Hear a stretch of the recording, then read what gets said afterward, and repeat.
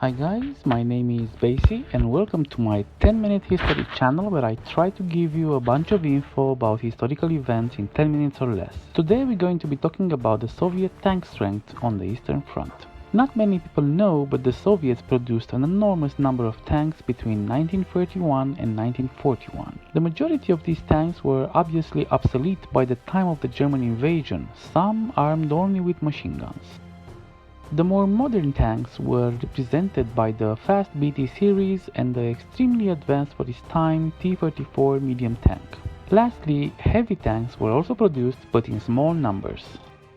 The effective strength of the Soviet tank forces was simply a giant on 22nd of June 1941. Poor tactical training and confusion favored the Germans, who were able to systematically destroy most of that force. Under pressure of time, the tank factories did churn out almost 1400 new light tanks, 1800 medium tanks and 420 heavy tanks. The British also delivered around 350 tanks via convoys.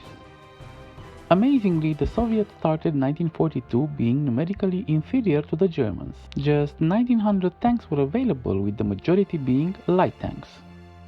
But they managed to save the tank factories, moving them back to the Ural Mountains, and the industrial might started to deliver. In total, 19,400 light tanks, including the new T-70, 9,800 T-34s, which were superior to anything the Germans had, and 2,100 heavy tanks, including the new KV-1S, were delivered. However, the German attacks pushed them back again in the summer of 1942, with losses mounting up.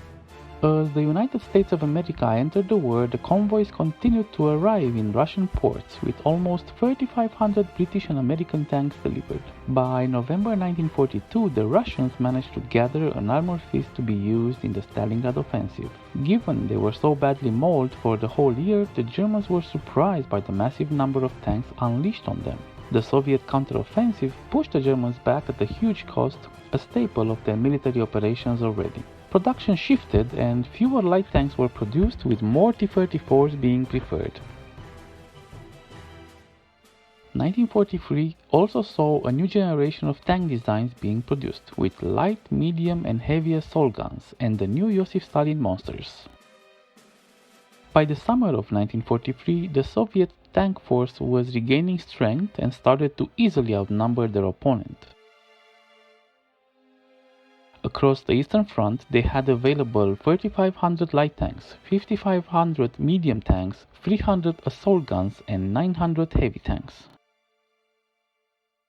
1943 Lend-Lease help continued to arrive, with almost 3,000 British and American tanks.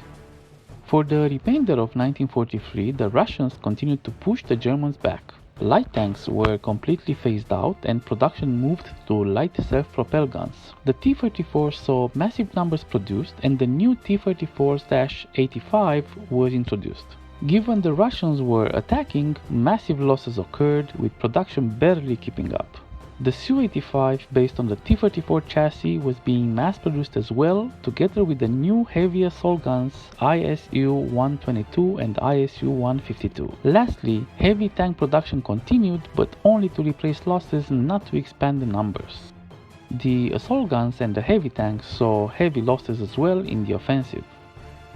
1944 was the first year where the Germans did not attack in the summer due to the losses and Russian pressure. The Soviet armor was much diminished as well, with around 1,100 light tanks, 3,800 medium tanks, 500 heavy tanks and 2,500 assault guns. Production was focused on only a few models to ensure maximum numbers were delivered to the front, namely the T-34/85, the Su-76 and the IS-2. The Russians were increasingly focusing on adding more heavy assault guns to their force, with both models produced in record numbers. Lastly, even now, close to 4,000 tanks were delivered by British and American convoys. At the beginning of 1945, the Russians were within reach of Berlin. Their armored core was sustained mainly now by the T-34/85 and the IS-2, with the new IS-3 model starting to arrive. Losses as they got to Berlin were heavy. The self-propelled artillery was present in huge numbers, but these too took heavy losses as they were used mainly on the front line with direct shelling on the targets. Close to 800 tanks still arrived via American convoys. In total, a staggering 95,400 tanks were produced by the Soviet war machine.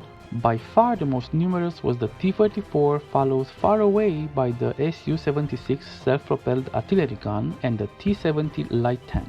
It is interesting to see how heavy tanks fell out of favor slowly during the war with an increased reliance on mobile artillery.